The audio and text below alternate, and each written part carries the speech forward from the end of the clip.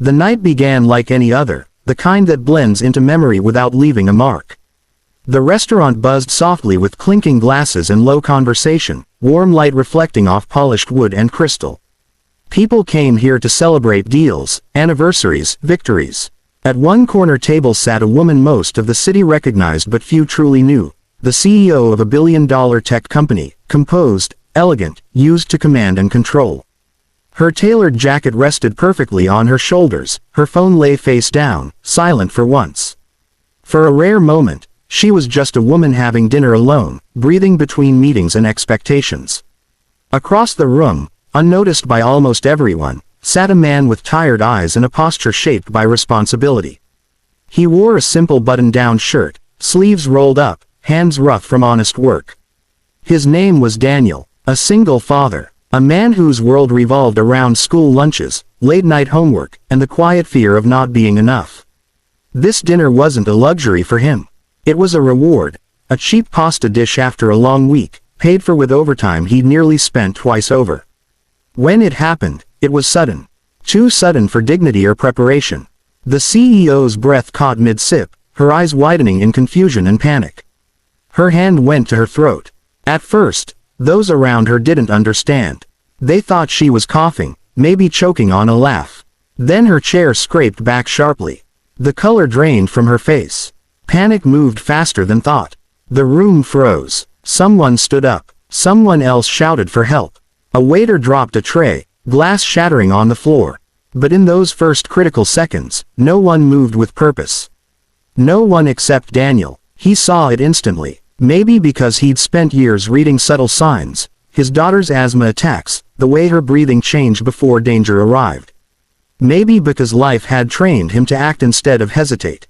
He was on his feet before his mind caught up, crossing the room in long strides. "Move," he said calmly, firmly, not loud but impossible to ignore. He didn't ask who she was. He didn't wait for permission. He positioned himself behind her, wrapped his arms correctly, and applied pressure with precision learned not from manuals but from lived urgency. Once, twice. The third thrust dislodged the obstruction. She gasped, coughing violently as air rushed back into her lungs. The room exhaled as one. Applause broke out, uneven and shaky. Someone cried. The waiter knelt, asking if she was okay. The CEO leaned forward, hands on her knees, breathing hard, alive. When she looked up, her eyes met Daniel's. "Thank you," she whispered, voice unsteady. "You saved my life." He nodded once. No smile, no speech, no attempt to linger. He stepped back, retrieved his jacket from the chair, and returned to his table. He paid his bill quietly. And before anyone could ask his name, before security arrived, before gratitude turned into spectacle, he walked out into the night. By morning, the story was everywhere. Social media buzzed with headlines and shaky phone footage. Mystery man saves CEO. Hero disappears after dramatic rescue. The company released a statement of gratitude. Interviews were requested. Commentators praised courage and humility. But no one knew who he was. Except the CEO. She couldn't stop thinking about him. Not the rescue itself, though that replayed in her mind often, but the way he left. No expectation. No desire to be seen. In a world where everyone wanted credit, he wanted nothing. She instructed her team to find him. Quietly, respectfully. It took time. Cameras caught only fragments. Credit card receipts led nowhere at first. But eventually, a name surfaced. A modest apartment. A daughter in middle school. A man working 2 jobs, one of them night shifts, to keep a fragile balance intact. When she stood outside his building days later, she felt nervous in a way she hadn't in years. This wasn't a boardroom. This wasn't power. This was personal. Daniel answered the door cautiously, surprised to see a woman dressed simply, no entourage, no cameras. "It's you," he said, recognition flickering across his face. "Yes," she replied softly. "May I come in?" His apartment was small but warm. Toys neatly stacked, school drawings taped to the fridge. The smell of dinner lingering in the air. She noticed everything. The life built not on ambition but on devotion. "I didn't come to thank you," she said after a moment. "I did that already. I came to understand you." He shrugged lightly. There's not much to understand. Someone needed help. You could have stayed, she said. You could have told your story. I have a daughter, he replied. She was waiting for me. That was the moment something shifted inside her. All her success, all her wealth, suddenly felt thin compared to the gravity of that statement. They talked about life, about fear, about responsibility. He never once asked her for anything. Not money, not opportunity, not recognition. And that, more than the rescue itself, humbled her deeply. Before she left, she asked one more question. If there's anything I can do for you, anything, please tell me. He thought for a long moment. Just make the world a little safer, he said. For people who don't get headlines. She nodded. And she meant it. Weeks passed. Then months. The story faded from the news cycle, replaced by louder scandals and shinier distractions. But behind the scenes, things were changing.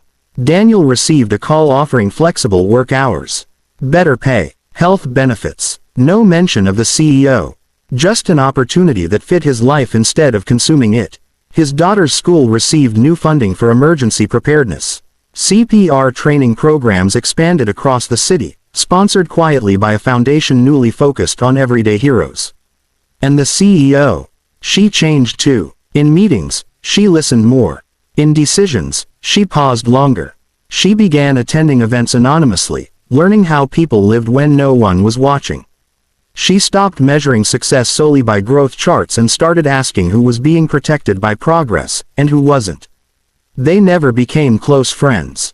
They didn't need to. But once a year, on the quiet anniversary of that night, she received a handwritten note.